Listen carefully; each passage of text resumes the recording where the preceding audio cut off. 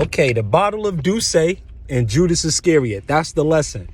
The bottle of Douce and Judas Iscariot. I know. Sounds wild. Let me make the connections for you, though. Douce. That's the name of the drink with the double cross upside down. Judas is the betrayer of Jesus. The Judas who is the son of Simon Iscariot, who betrayed Jesus for 30 pieces of silver. What Judas was expecting Jesus to be was a insurrectionist. Because there were two Jesuses. One's name was Barabbas, who was an insurrectionist, a terrorist. Judas was hoping that Jesus ben Yosef, right? The Jesus of Nazareth, the one that they called the Christ.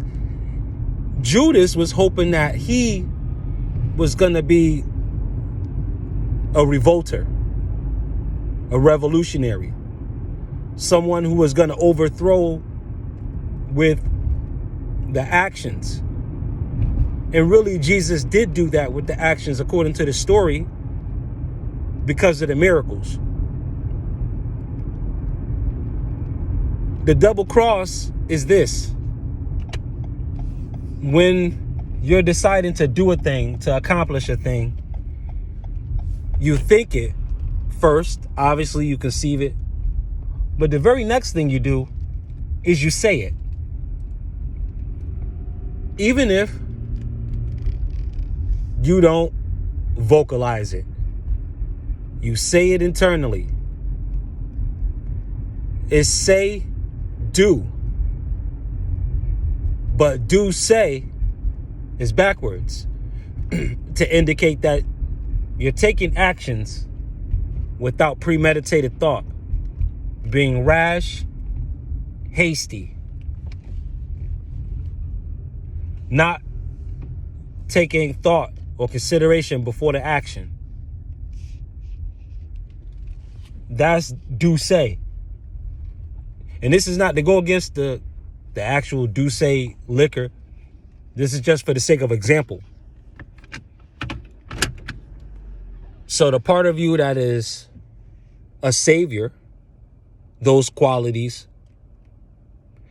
they can be betrayed or sold off for money, but at the same time, because the value of being a salvager is far worth more than money, those bribes are going to backfire on the bribers.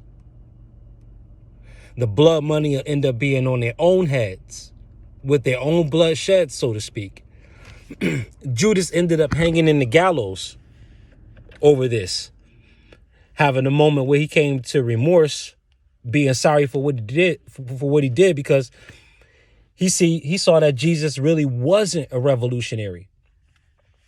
And Judas, for a while, you can't just write him off and say he was just wilding, because for all intents and purposes, it would have appeared that Jesus was a revolutionary, hanging with fishermen and hanging with the likes of Galilean society. These were the outcasts. You know, they didn't represent Rome. So Jesus would have been looked at like a terrorist, revolutionary, insurrectionist anyway, which is why they treated him as such. But he was not in the way that they mean. So again, the big lesson is not do, then say. That's going to lead to a lot of mistakes. It's say, then do. If you do before saying, you'll betray the very own master that you're trying to become. Super T Sigma, Sigma Programming. Stay illuminated. Peace.